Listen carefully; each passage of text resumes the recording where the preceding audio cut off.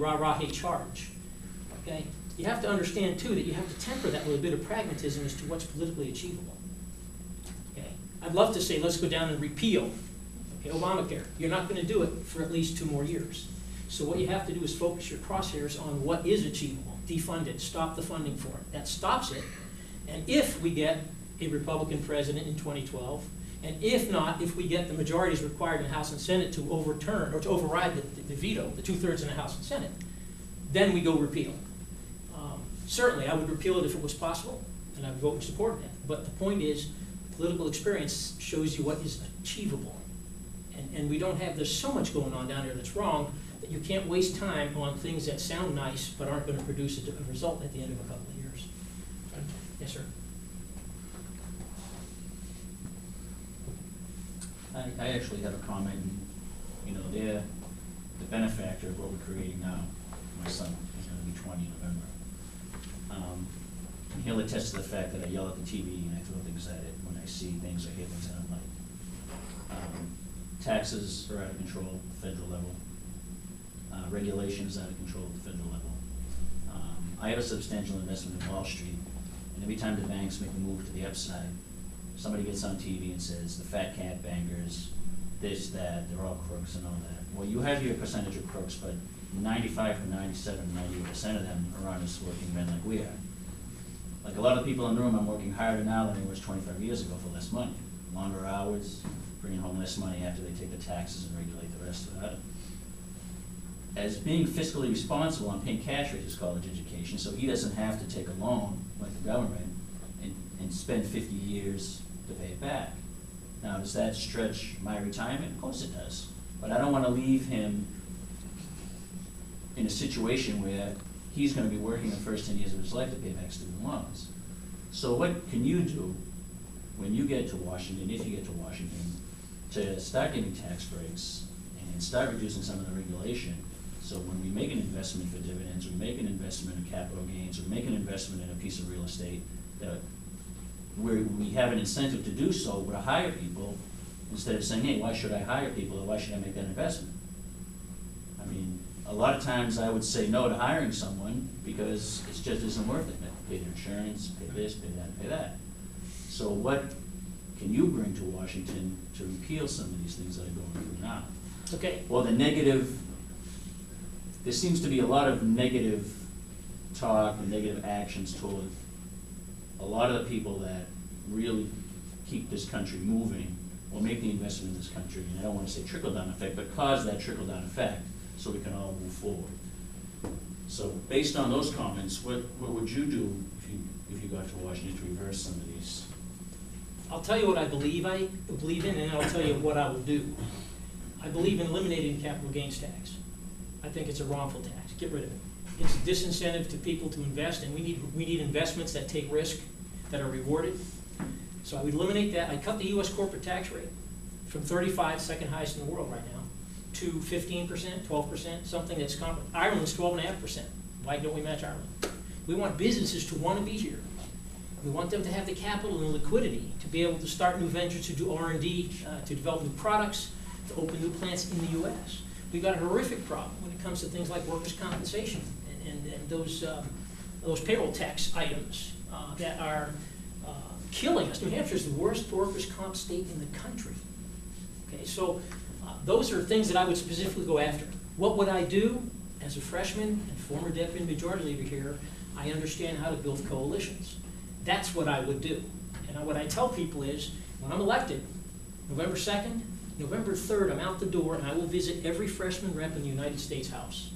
Period. Without exception. Democrat, Republican, Independent, Martian, I don't care. We have to build a blocking force. We cannot assume we're going to take back a majority. We can't do that. And what I will do is work as hard as I can. And in fact, I'm already talking to other candidates around the United States. There's about 50 of us that are working in this direction to establish just some core principles, walking in before we ever get to Washington. Okay, this is what we stand on, this is what we fall on. We're not going to give. And as an example of that, if you look at Nancy Pelosi's health care monstrosity in the House in November, the vote on that was 217 to 212. That means that 3 United States reps voting differently would have changed the course of history. My job is to get down there and find out who they are, work with the others of similar mind, with hopefully similar experience. Build that blocking force that would have made that difference. Many times, the most contentious of bills and the most dangerous are those that are most closely voted on, and the margin is very small. And that's what we have to do. We have to first try to block. That's what I'll do. What I believe in is reducing taxes. You heard me talk about the EPA, reducing the regulations that are just out of control, and throttling everything. I fly a 777. I go to Beijing regularly, and I can tell you, the Chinese are laughing at us. They're thrilled. We're borrowing money from China to fight a war in Afghanistan. We're borrowing money in China to pay, to pay our employees at the federal level. So it makes no sense. But you can't do it in 2 years. It took 100 years of progressivism to get us to this point. Or as I said, we have to start dismantling it. Have I answered your question? Yes, somewhat. Another concern of mine also, now that you mentioned China, is that they hold so much of our debt now that we're almost subservient to them. And I don't know how we're going to get ourselves out of that hole, if ever. That's another concern of mine. Washington has sold so much debt to the Chinese that they're basically our mortgage holder. So whatever they decide they want to do in the world, in my opinion, as much as I hate to say it, the U.S. is not the power in the world anymore.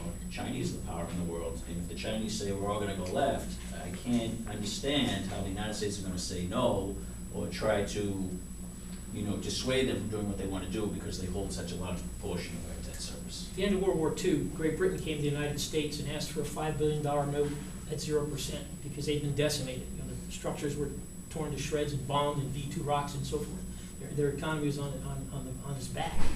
And we denied them that loan and changed the terms of what we had been giving them. We'd been giving them 0% loans. We changed that and broke the British Empire, just that simply. If you look at what happened in Britain from 46 to 51, they got rid of the Middle East, they got rid of everything except Hong Kong. Why? Because we changed the terms. The money that China continues to lend us, although not quite 100%, they're starting to reduce the percentages that they're borrowing, which means we have to monetize that, which drives hyperinflation, of course. All they have to do is change the terms. No, we don't want to give it to you at 1.2%, we're going to give you 2.2%. Right now as we speak, the interest on the national debt is going up $1 billion a day. Now that leads me to another, if I can segue for a second. Nowhere have you heard any candidates or this president or the Congress talk about strategic national priorities because they wouldn't know how to define them if they had to. They're too busy doing the political stuff to try to get reelected or doing pandering is what this president and this Congress are doing. Healthcare is not a strategic national priority.